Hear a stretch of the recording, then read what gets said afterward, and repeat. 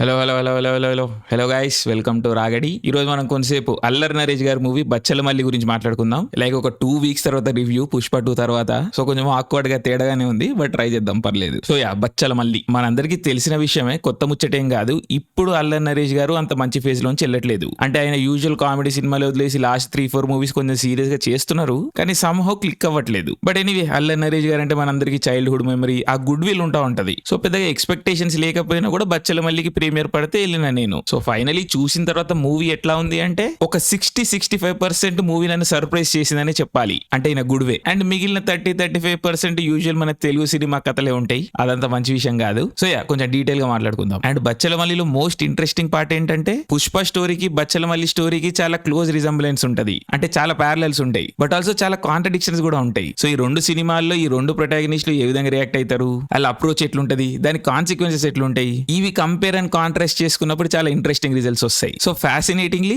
బచ్చలమల్లి ఒక companion piece అన్నమాట పుష్పకి. So already మీరు పుష్ప చూసేస్తుంటే ఖచ్చితంగా బచ్చలమల్లి అయితే చూడండి. అట్లీస్ట్ మాట్లాడుకోవడానికి కొన్ని మంచి టాపిక్స్ దొరుకుతాయి. సో కథ విషయానికి వస్తే బచ్చలమల్లి అనేది ఆల్మోస్ట్ ఒక బయోపిక్ లాంటి కథ అంట. సో మల్లి అనే ఒక క్యారెక్టర్ ని ఫాలో అవుతా ఉంటాం మన మూవీ మొత్తం. సో ఆయన లైఫ్ లో ఏం జరిగింది, ఆయన మొండితనం వల్ల ఆయన ఏమేమి కోల్పోయినరు, ఈ జోన్ లో ఉంటది కదా. ఆ మూవీ టీజర్ చూసినా లేదా మూవీ ఓపెన్ అయిన విధానం చూసినా కూడా ఎక్స్పెక్టేషన్ ఏం సెట్ అవుతుంది అంటే ఇదేదో స్టంట్ సినిమా లేకపోతే స్టంట్ క్యారెక్టర్ అన్న జోన్ లో ఉంటది, ఆర్ అట్లీస్ట్ అనిపించచ్చు ఆ ఇన్స్టింక్ట్. కానీ ప్లెజెంట్ సర్ప్రైజ్ ఏంటంటే ఈ క్యారెక్టర్ గానీ ఈ మూవీలో జరుగుతున్న సిచ్యువేషన్స్ గానీ రియాలిటీకి చాలా చాలా దగ్గరగా ఉంటాయి. అంటే ఎక్కడా కూడా ఎవరు కూడా పెద్ద స్టంట్ లేయరు, మామూలు మనుషులు ఏ విధంగా రియాక్ట్ అవుతారో అదే విధంగా రియాక్ట్ అవుతా ఉంటారు. అంటే ఒక సిచ్యువేషన్ వల్ల పెద్ద లైఫ్ లో మారిపోవు, అంటే అట్లా కాదు మారుతాయి. సో దీన్ని ఎట్లా చెప్పొచ్చు అంటే ఒక విషయం జరుగుతుంది. సో మన తెలుగు సినిమాల్లో ఏంటి యూజువల్ గా ఆ విషయం నుంచే ఆ విషయం రిజల్ట్ నుండే క్యారెక్టర్ అన్నది ఇన్ఫ్లుయెన్స్ అవుతా ఉంటది. క్యారెక్టర్ మోటివ్ గానీ పర్స్పెక్టివ్ గానీ పెద్దగా యాడ్ అవుతా ఉండదు సిచ్యువేషన్ లో. కానీ బచ్చలమల్లిలో గానీ లేకపోతే రియాలిటీలో గానీ అట్లా ఉండదు.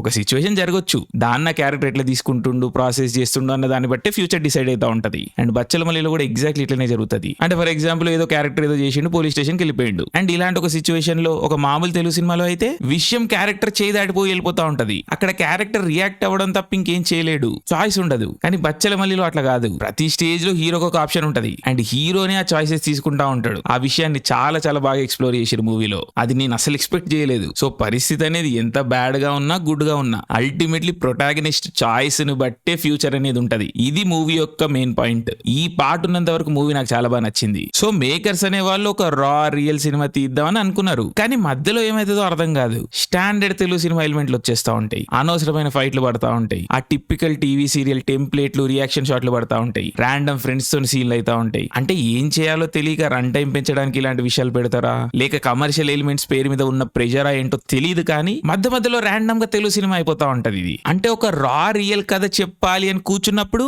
ఈ విషయాలు ఆ ప్రాసెస్ ని హిండరే చేస్తాయి కదా, అంటే డ్యామేజ్ చేస్తాయి కదా. సో బచ్చలమల్లిలో కూడా ఎగ్జాక్ట్లీ అదే జరిగింది. ఒక టిపికల్ కమర్షియల్ ఎలిమెంట్ లేదా ఒక స్టాండర్డ్ తెలుగు ట్రోప్ వచ్చిన ప్రతిసారి కథ ఫ్లో బ్రేక్ అయితానే వచ్చింది. అండ్ అది మనల్ని అల్లరి నరేష్ గారి పర్ఫార్మెన్స్ నుంచి కథ నుంచి బయటికి తీసుకొస్తా ఉంటది. సో అది యాక్టర్స్ కి అన్యాయం చేసినట్టే, యాజ్ ఆడియన్స్ మనకు కూడా అన్యాయం జరిగినట్టే. సో ఈ ట్రోప్స్ క్లీషేస్ నుంచి తెలుగు సినిమా ఏ రోజు బయటకు వస్తుందో నాకు అర్థం కావట్లేదు. బట్ ఎనీవే ఈ రోజు మనకు అర్థమైంది ఏంటంటే బచ్చలమల్లిలో మాత్రం ఆ విషయం జరగలేదు. ఆ స్టాండర్డ్ తెలుగు సినిమా రోత్ అనండి లేకపోతే క్లీషెస్ అనండి అవన్నీ ఉన్నాయి. కానీ లక్కీలీ అవి సినిమాని అక్కడక్కడ డామినేట్ చేసినప్పటికి కూడా మొత్తం మూవీని డామినేట్ అయితే చేయలేదు. ఓవరాల్ ఫస్ట్ హాఫ్ లో ఒక ఫస్ట్ 10 నిమిషాలు తీసేస్తే మిగిలిన పార్ట్ చాలా బాగుంటది. అండ్ అగైన్ సెకండ్ పార్ట్ లో ఫస్ట్ ఒక 10 నిమిషాలు తీసేస్తే ఆ పార్ట్ కూడా లార్జ్లీ ఎంగేజింగ్ ఉంటది. అక్కడక్కడ మెలో డ్రామా అయినా కూడా డ్రామా వర్కౌట్ అవుతుంది. సో ఎస్, బచ్చలమల్లి చాలా బాగుండాల్సిన సినిమా, కానీ ఇది ఒక తెలుగు సినిమా అవ్వడం వల్ల ఒక యావరేజ్ సినిమా లాగా మిగిలిపోయింది. హోప్ఫుల్లీ హిట్ సినిమా అవ్వాలని అయితే కోరుకుంటున్నా. అండ్ ఇంకా టెక్నికల్ విషయాలకు వస్తే యాక్టింగ్ వైజ్ ఆల్మోస్ట్ అందరూ బాగా చేసిర్రు. అల్లరి నరేష్ గారు ఎంత మంచి యాక్టర్ మనకు తెలుసు,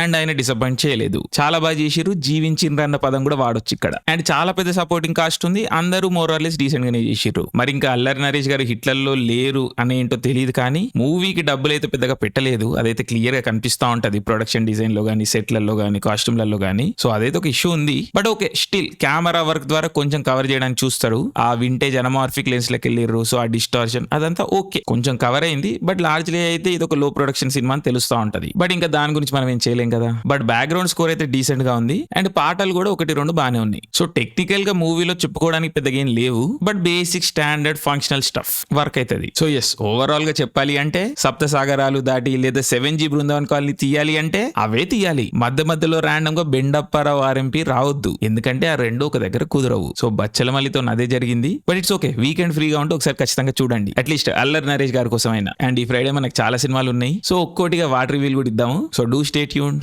జై హింద్.